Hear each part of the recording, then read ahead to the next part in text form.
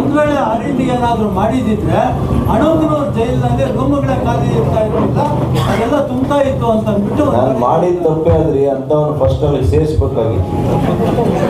First ಅವನೇ ಇರ್ಬೇಕಾಗಿತ್ತು.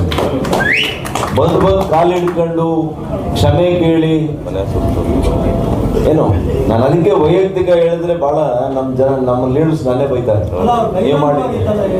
ಹಾಗಾಗಿ ನಾವು ಬಹಳ ಬೇಗ ಕ್ಷಮೆ ಮಾಡ್ತೀವಿ, ಗೊತ್ತಾಯ್ತಲ್ಲ.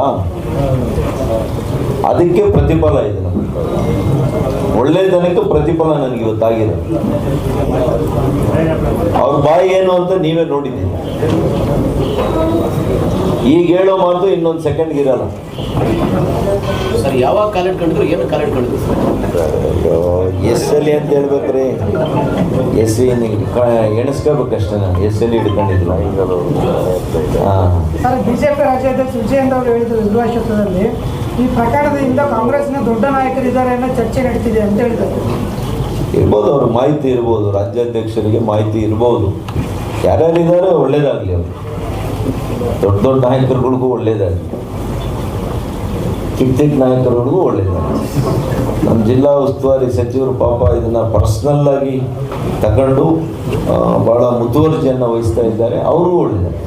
ಅವರು ಜಿಲ್ಲಾ ಉಸ್ತುವಾರಿ ಸಚಿವರು ಹೇಳ್ತಾರೆ ಇದೊಂದು ಗಂಭೀರ ಪ್ರಕರಣ, ಭಾಳ ಗಂಭೀರ ಪ್ರಕರಣ, ಭಾಳ ಗಂಭೀರ ಪ್ರಕರಣ. ನಾನು ಹೇಳ್ತಾ ಇದ್ದೀನಲ್ಲ, ತಪ್ಪಿತಸ್ಥರಿಗೆ ಶಿಕ್ಷೆ ಆಗಿ. ಸರ್, ಇದು ರಿವರ್ಸ್ ಕೇಸ್ ಏನಾದರೂ ಏನು FSL ವರದಿ ವಾಸ್ತವ ಅಂತ ಬಂದು ಅದರಲ್ಲಿ ಏನಾದರೂ ಈ ಡೆತ್ ನೋಟ್ ಬಗ್ಗೆ ವ್ಯತಿರಿಕ್ತವಾಗಿ ಏನಾದರೂ ರಿಪೋರ್ಟ್ ನನಗೇನು ಗೊತ್ತಿಲ್ಲ. ನಾನು ಹೈಪೋಥೆಟಿಕಲ್ ಆಗಿ ಮಾತಾಡಕ್ಕೆ ಹೋಗಲ್ಲ. FSL ರಿಪೋರ್ಟ್ ಬರಲಿ, ಆ ವ್ಯಕ್ತಿ ಬರೆದಿದ್ದಾನ ಮತ್ತು ವ್ಯಕ್ತಿ ಬರೆದಿದ್ರೆ ಅವರಿಬ್ಬರು ಅವ್ರ ವಹಿವಾಟು ಏನು, ಅವರಿಬ್ಬರನ್ನ ಅರೆಸ್ಟ್ ಮಾಡಬೇಕು, ಅವರಿಬ್ಬರನ್ನ ಕೇಳಬೇಕಾಗಿತ್ತು. ಇನ್ನು ಅವರಿಬ್ಬರನ್ನ ಕೇಳೇ ಇಲ್ಲ ಇವರು. ನನ್ನ ಪ್ರಶ್ನೆ, ನನಗೂ ಅವ್ರಿಗೆ ಸಂಬಂಧ ಇಲ್ಲ. ನನ್ನನ್ನು ಹೆಂಗೆ ತಂದ್ರಿ ನೀವು ಇದರಲ್ಲಿ? ಪ್ರಾಥಮಿಕವಾಗಿರ್ತಕ್ಕಂಥ ಒಂದು ಎನ್ಕ್ವೈರಿ ಮಾಡ್ತಾರಲ್ಲಪ್ಪ, ಇನಿಷಿಯಲ್ ಎನ್ಕ್ವೈರಿ ಮಾಡ್ತಾರೆ, ಸುಮ್ಮನೆ FIR ಮಾಡಲ್ಲ.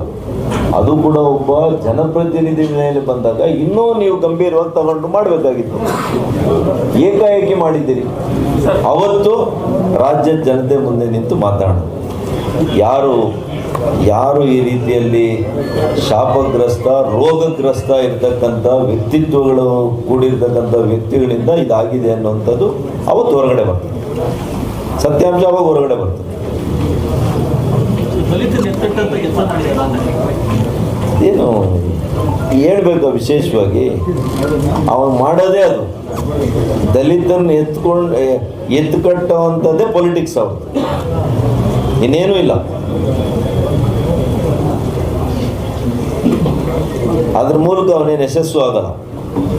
ಇನ್ನು ಹೆಚ್ಚಿನ ಜನ ನನ್ನ ಜೊತೆಯಲ್ಲಿರ್ತಾರೆ ಮುಂದಿನ ದಿನಗಳಲ್ಲಿ, ನೋಡ್ತಾ ಇದ್ದೀನಿ. ನೀನು ಎಷ್ಟು ಸಲ ಚಿತ್ರಾನ್ನ, ಉಪ್ಪಿಟ್ಟು, ಮುದ್ದೆ ತಿನ್ನು, ಅದರಿಂದ ಏನು ಉಪಯೋಗ ಆಗಲ್ಲ. ಅವ್ರ ಮನೆಯಲ್ಲಿ ಬೆಳಕನ್ನು ಶಾಶ್ವತವಾಗಿ ನಿಲ್ಲಿಸಿದ್ದೀನಲ್ಲ, ನನ್ನ ಜೊತೆ ಇರ್ತಾರೆ ದಲಿತರು. ನೀವು ಮುಂದೆ ನೋಡಿ.